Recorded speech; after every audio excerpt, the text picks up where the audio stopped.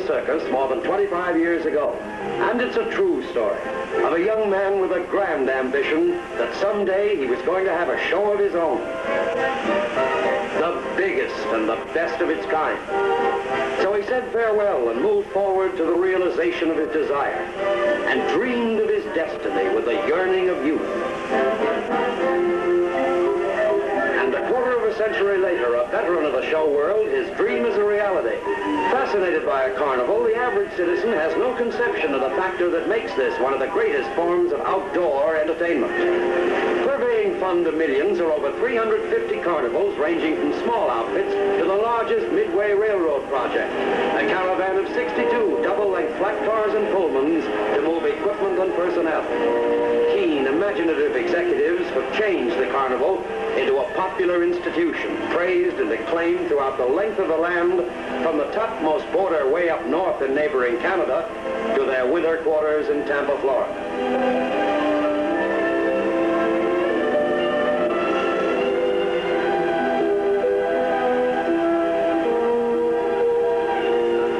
Comfortably aboard the train en route from one stand to another during carnival season, these carny people are neither strange nor gypsies. Their children enjoy a normal family relationship, and when they're old enough, attend as good a school as any other child.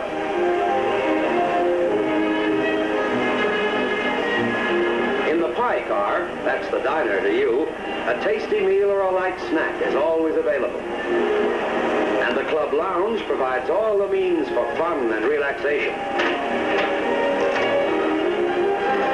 Before the carnival reaches town, under the supervision of an advance advertising man, billboards, announcements, and handbills herald the forthcoming attractions. Then, arriving at their destination, perhaps while the town is still asleep, the efficiently organized routine of unloading gets underway. Toiling men contending with heavy equipment holds a fascination, even for those accustomed to this sight. And the interest with which they watch the action is mingled with a sense of potential physical danger involved in moving the massive wagons. Entailing the greatest personal risk is the puller's job, yet with it goes the greatest prestige among the working crews. For to send these ponderous wagons smoothly down the ramp requires a certain skill as well as muscle. Carnival time is in full swing during the season of agricultural fairs, providing them with that magic wonderland, the Midway. To witness the conversion of this vacant area into a world of amusement is to enjoy a rare look behind the scenes of a fabulous industry. Under the supervision stakes out the ground, every tent will have its own assigned place, and there'll be no confusion when the wagons arrive from the train. Remarkably resembling his father as a youth, the son carries on the carnival career, learning the business from the ground up. Like well-drilled performers, the massive wagons roll into position at their staked-out stations, and like ponderous Pied Pipers, attract the youngsters. In ever greater groups, the kids swarm after them, for the fanciful allure of the carnival has always aroused an affectionate response in the romantic spirits of the young and hot. Departmentalized like any big, efficient organization, there's no waste of time or manpower as the wagons are unloaded. Ingeniously designed for reassembly, the carnival equipment and devices that constitute this gigantic jigsaw puzzle energetically come together. But in all things that toiling men may do, there's no job more sought after by boys than this. As the king and crown prince of the carnival coordinate the diversified activity of assembly, the project takes root and grows up, and steel towers take shape to stand like fabled giants before the enchanted eye. Thus, monuments to mirth find form and substance against the heavens, and bulky flaps describe a massive arc, as monstrous girders trace colossal patterns in geometric designs whose equation is the Ferris wheel.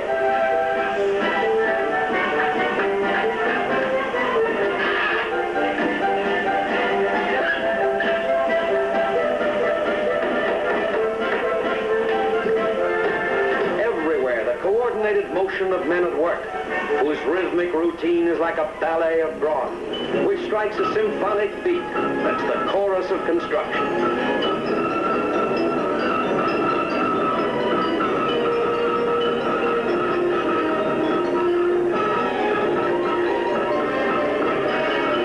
Thus, seemingly one's very eyes, the once empty lot is transformed. The widely diversified assemblage of rides, shows, tents, and concessions blossoming forth on the ground plan that will combine them all into that maze of amusements, the Midway. But if one phase is completed, there yet remains much to be done.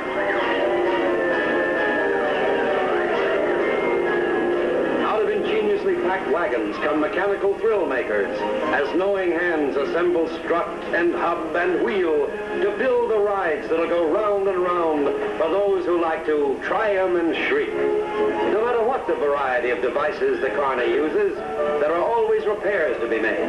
Prepared to cope with every contingency, they have their own carpenter shop and woodworking equipment, their own smithy for ironwork, even expert welding if necessary.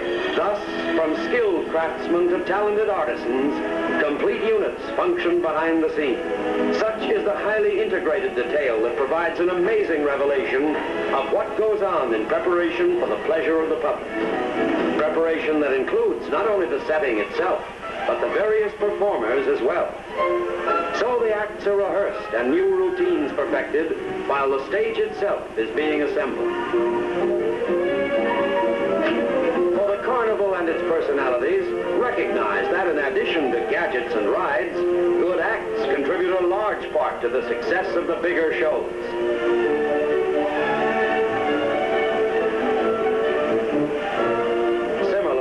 Other artists rehearse their acts or work out at their specialties under the appraising eye of a show-wise manager. No less industrious, the magician tries out various effects to astound the public that'll come to marvel at his wizardry.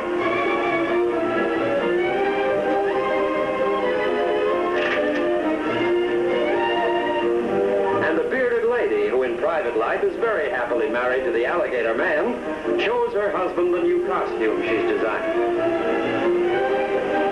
Wherever they may be, the carnival has its very own letter carrier to deliver the mail. Meanwhile, the preparations and rehearsals continue unabated. Alluring shows that will draw the public require enterprising showmanship and perfect performances.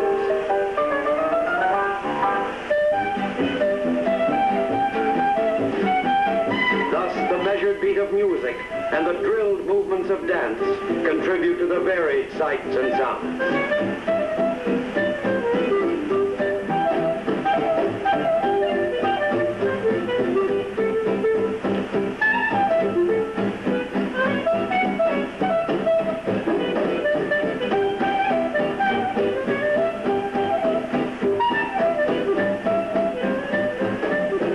Even as they polish up their routines, so too are the final touches put on everything else.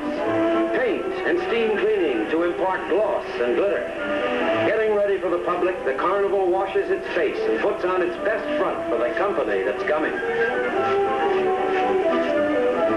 While everything that meets the eye receives a careful going over, the very ground itself undergoes as fastidious a grooming.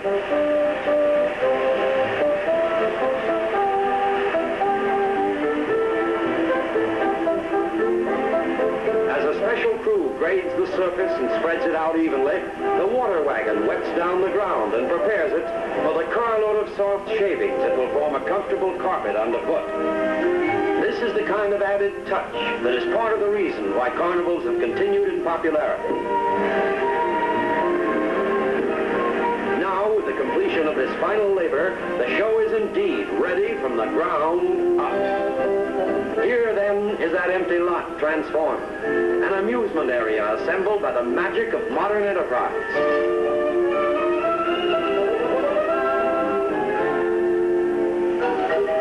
And here's the public. Here's Mother and Dad and Sis and Junior. Here are city dwellers and farm folks who come every week for 40 weeks each year to enjoy the fun that only a carnival provides. Nothing has ever topped the towering Ferris wheel among carny rides for a fine view of the countryside and a pleasantly giddy feeling. Everybody, who's next here? How many? The Ferris wheel. Here we are.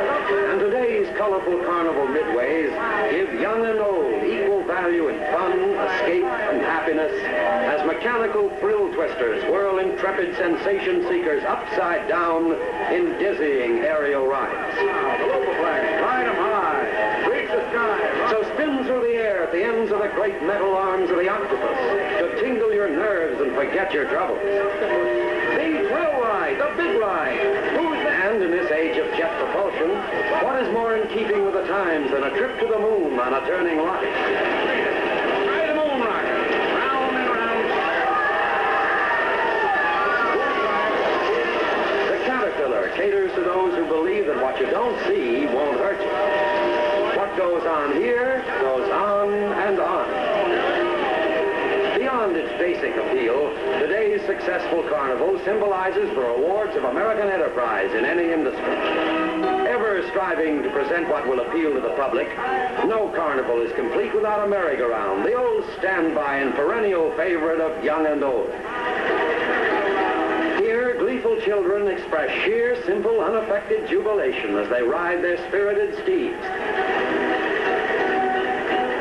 Recognizing that youngsters are the carnival's future customers, a baby Ferris wheel is provided for the smaller children. Thus, smaller rides for the amusement of younger children is another example of the thoughtful planning and foresight that's part of the business of successful showmanship. Similarly, a kiddie's merry-go-round serves as an introduction now to the exciting rides they'll patronize later. A miniature railroad for the youngsters is still another pleasure provided not only for them to enjoy, but for fond and doting parents as well.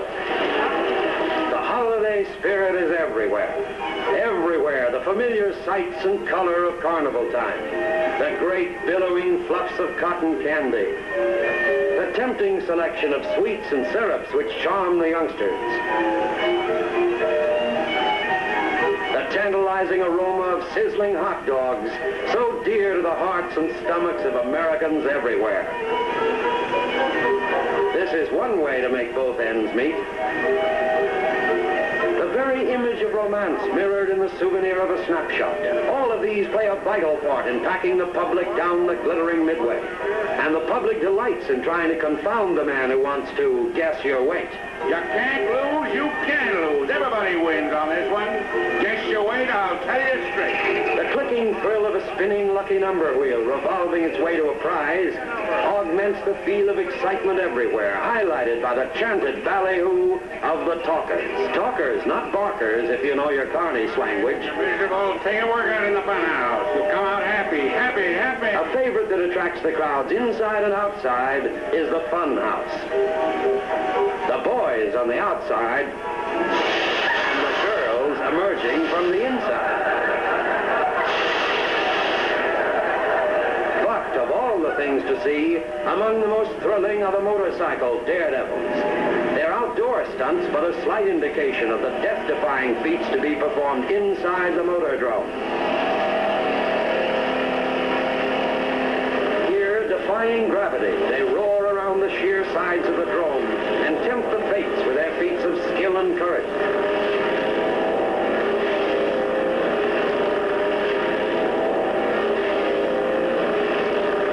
Risking their lives to provide the supreme in suspense as they start to ride the red rim, mere inches making a margin of minimum safety.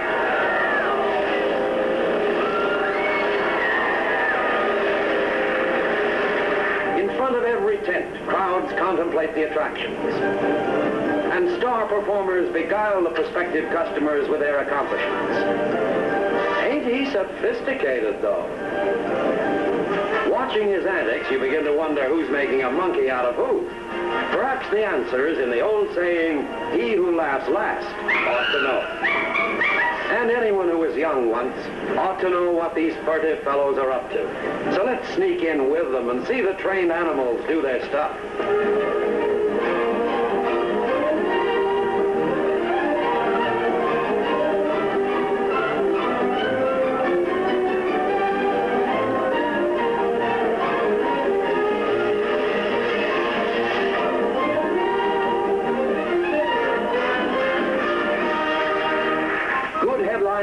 Sideshow attractions and freaks play an important important part in every big carnival, offering human wonders, oddities, and strange features for the gaping, goggle-eyed citizens to behold. But perhaps the greatest lure for the adult trade is the girly-girly show.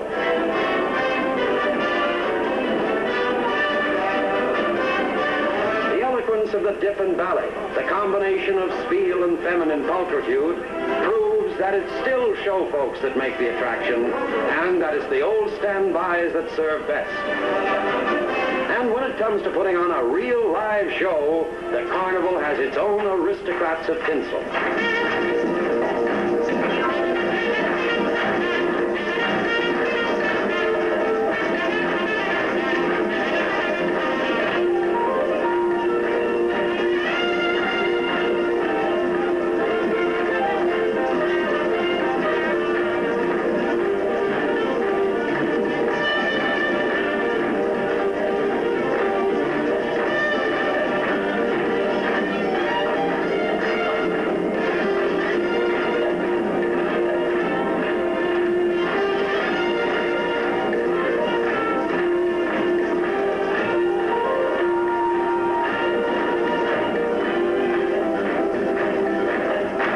Augmenting the daytime glamour, batteries of searchlights throw brilliant beams of 50 million candle power to transform the carnival into a flashing fairyland.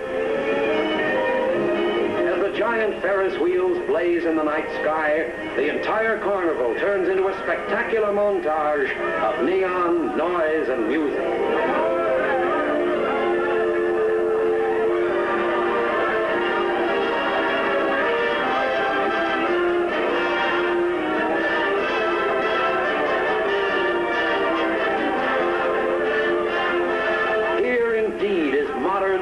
Of man's making, a fantasy for fun lovers in an ever-widening arrangement of color and motion. And as the wonder of this modern playground unfolds, it reveals itself as a vast and complex conception that bewitches the mind and enchants the eye.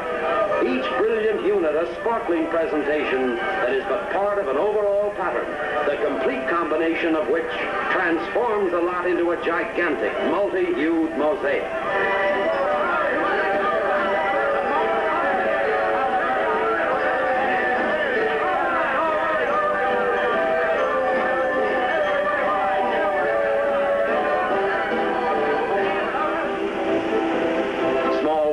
The carnival is acceptable to the largest cities and most exacting fairs. And managers, such as Mr. Maurice Jenks of the Topeka Free State Fair and Mr. Raymond Lee of the Minnesota State Fair, recognize its merits. This, then, is the story of a dream that came true. It's the story of a unique form of show business, the traveling carnival and its personalities. And it's the story of American initiative that creates its own opportunities for success. And here is the royal family of the Carnival Kingdom. 3 generations of the amusement aristocracy, the monarch of the Midway, his son, the crown prince of the carnival, and his grandson, who obviously is the king of them all.